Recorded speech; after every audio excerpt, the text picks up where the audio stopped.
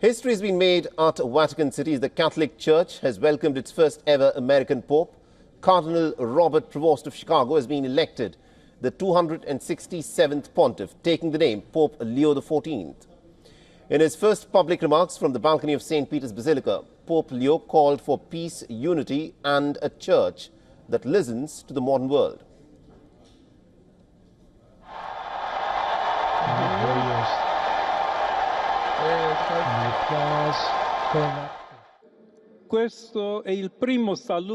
Peace be with all you. Beloved brothers and sisters, this is the first greeting of the risen Christ, the Good Shepherd, who gave his life for God's flock.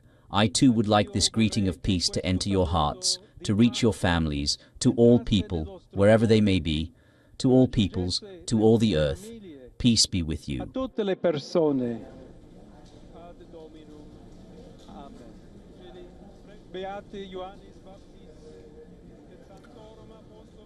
The Pope Leo thanked Pope Francis in his speech and repeated his predecessor's call for a church that is in fact engaged with the modern world.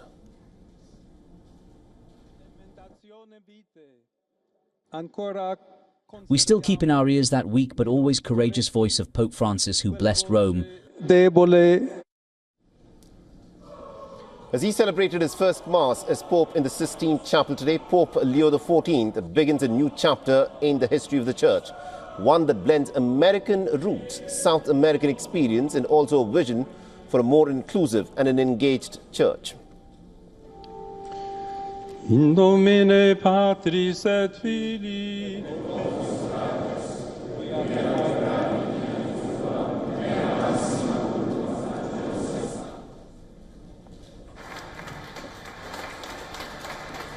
The 69-year-old has spent much of his life as a missionary in Peru, where he earned a reputation for humility, compassion and a strong commitment to social justice.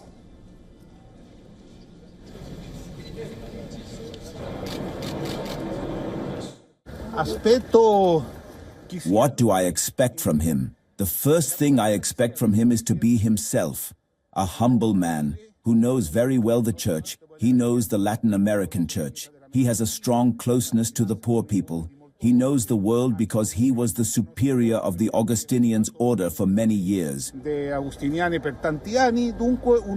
would be great if he was like Pope Francis. I am hoping that, but it's hard to tell because I don't know him at all. I don't know much about him. So he might be more conservative, more progressive, but hopefully more progressive.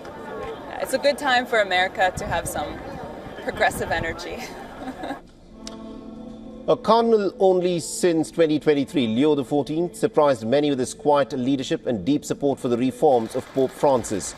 He most recently led the Vatican office responsible for appointing the bishops around the world.